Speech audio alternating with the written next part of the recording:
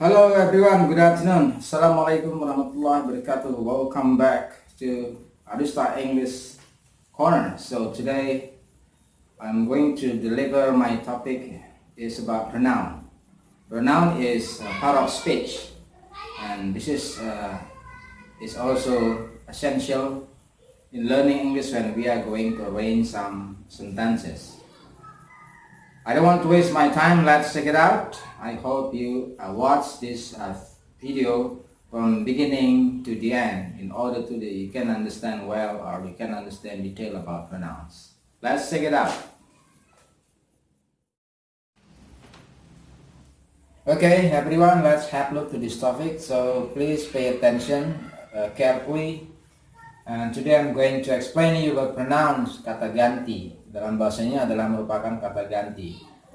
Jadi banyak kesalahan orang-orang yang dilakukan oleh kita, khususnya di negara-negara Asia, termasuk Indonesia, bagaimana cara memahami kata ganti.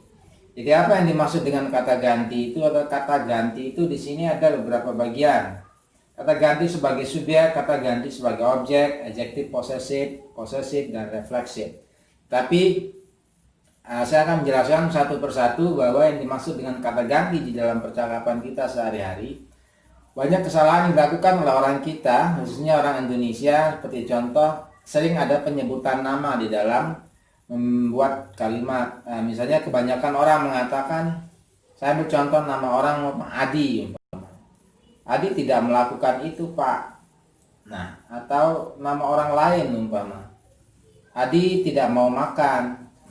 Maksudnya itu Adi di situ I sebenarnya, ya. Tetapi karena sering dilakukan oleh orang Indonesia, ketika menyusun kalimat dalam bahasa Inggris, maka itu akan menjadi satu kesalahan yang fatal. Karena penyebutan nama tunggal itu kata kerjanya akan berubah menjadi bentuk S atau ES.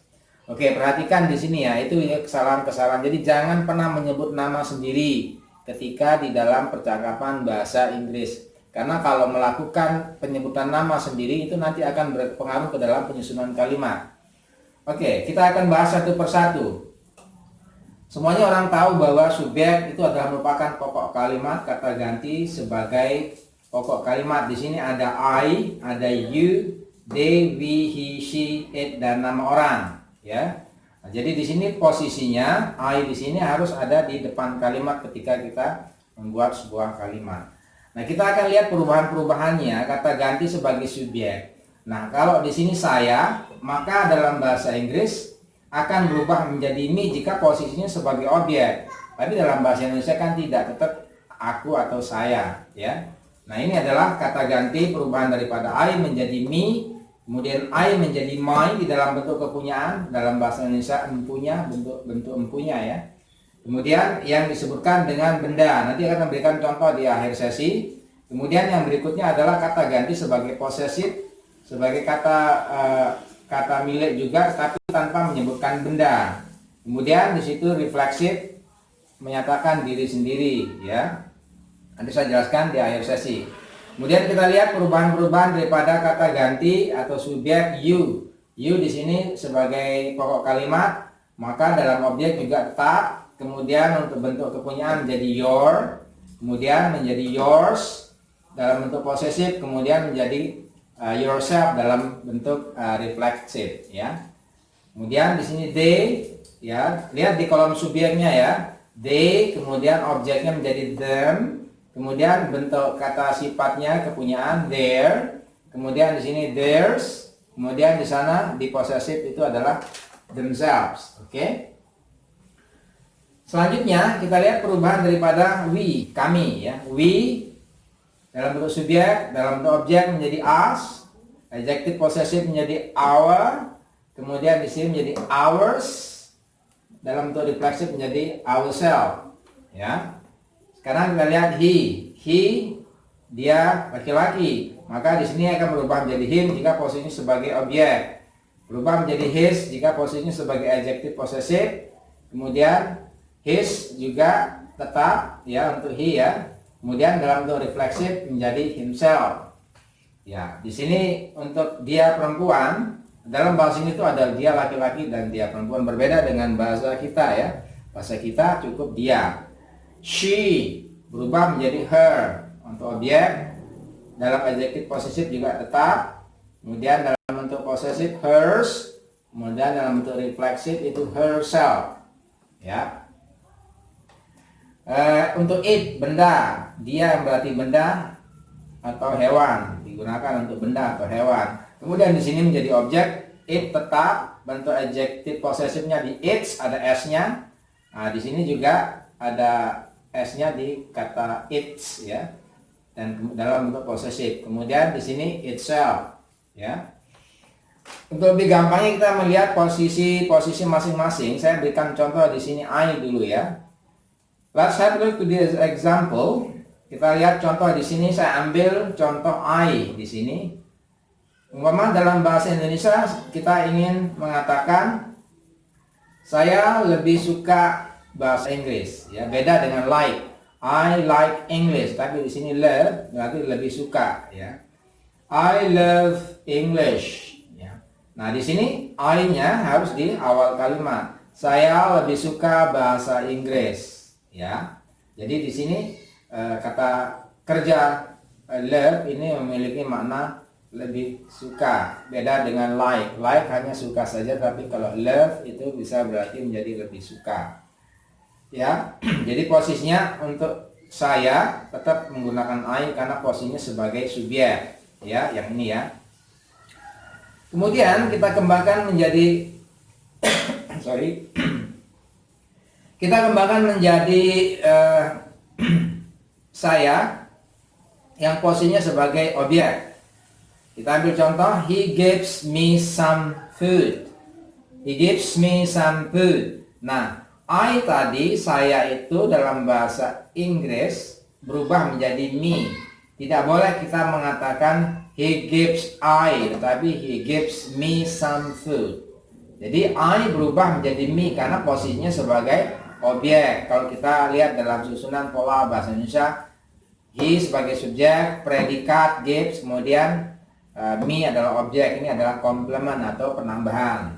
Ya, paham ya guys ya? Ya, kalau kita lihat kembangkan lagi masih kita menggunakan saya atau I.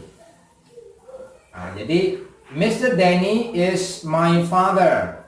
Ya, dalam bahasa Indonesia Pak Denny adalah ayah saya. Karena di sini adalah merupakan bentuk kepunyaan, maka I itu berubah menjadi my. Tidak boleh kita mengatakan Mr. Denny is me father. Ya, tidak boleh. Harus menggunakan my. Mr. Denny is my father. Oke. Diingat itu ya. Kemudian yang berikutnya my itu harus diikuti dengan benda. Oke, my father. Kemudian berikutnya adalah contoh yang berikutnya masih dalam menggunakan I, saya. The white handphone is mine. Ini juga bentuk kepunyaan tapi tanpa diikuti oleh benda. Tidak boleh mengatakan the white handphone is mine handphone. Tidak boleh. Harus kita menyebutkan mine, berarti milikku, tanpa menyebutkan bendanya. Handphone yang putih itu adalah milikku atau punyaku. Jadi tanpa menyebut benda. Tas ini milikku. This bag is mine. Tapi kalau kita mau merubah ini tas saya, ini tas saya karena diikuti oleh benda tas, maka this is my bag. Ini handphone putih saya, this is my white handphone karena diikuti benda. Tetapi kalau tidak diikuti benda, itu tidak boleh disebutkan. The white handphone is mine. Jadi handphone putih itu adalah punya saya. Oke, kemudian yang berikutnya, I myself learn English as well. Nah, saya sendiri, di sini myself itu artinya saya sendiri. Saya sendiri lebih suka bahasa Inggris. Saya sendiri lebih suka bahasa Inggris juga. Jadi as well di sini artinya juga. Jadi harus tahu posisi-posisinya. Ketika kita di dalam bahasa Indonesia, ini saya ini posisinya sebagai subjek, apakah sebagai objek, maka itu akan berubah secara otomatis. Tidak boleh salah ya. Ya salah boleh, maksud saya terus diperhatikan. Saya yakin kalian jika menonton maksimal 5 atau 7, 8 menit dengan diulang-ulang, saya yakin kalian bisa. Ya karena ini juga penting, sering menjadi satu common mistake di dalam grammar. ketika berbahasa Inggris secara langsung maupun secara gramatikal. Oke. Oke, sekarang kalau kita ingin lihat yang lain, kita ambil contoh. Di sini kita ambil contoh we umpama ya. Artinya kami. Nah, kami kalau saya ganti kita masih menggunakan kalimat ini tapi kita ganti subjeknya ya. Contohnya di sini kami lebih suka bahasa Inggris. Maka kita harus menggunakan we ya. We love English. Oke. Kemudian dia memberikan kami makanan atau sedikit makanan ya. Some food, sedikit makanan, bukan beberapa makanan, tapi karena di sini food adalah kata benda yang tidak bisa dihitung, maka di sini bermakna some. Nanti saya akan jelaskan di sesi berikutnya perbedaan some dan any ya. Tapi kita akan bahas ini dulu satu-satu ya. Jadi dia memberikan kami sedikit makanan. He gives us, bukan he gives we ya. He gives us some food. Karena posisinya sebagai objek. Nah, sekarang kami yang posisinya sebagai bentuk adjective possessive. Maka kita harus menggunakan our di sini ya. Mr. Danny is our father jika umpama 2 orang. Mungkin Mr. Danny anaknya ini 2 umpama atau 3, jadi mereka itu mengatakan Mr. Danny is our father. Pak Danny adalah ayah kami jika anaknya Mr. Danny atau Pak Danny ini 2 atau 3 yang mengatakan kalimat tersebut adalah lebih daripada 1. Ya, kemudian handphone putih itu adalah milik kami ya. Milik kami ada 2 orang di situ yang punya. Kebetulan mungkin ada 2 handphone atau berapa di meja. Kemudian dari kedua orang tersebut mengatakan the white handphone is ours ya. Berubah menjadi ours. Tetapi kalau untuk benda our saja, tetapi diikuti benda. Our father. Nah, kalau tanpa benda menjadi ours ya. Kami sendiri lebih menyukai bahasa Inggris juga. We ya, di sini we terus tambahkan dengan ourselves ya di sini ya. We ourselves love English as well. Kami sendiri lebih menyukai bahasa Inggris.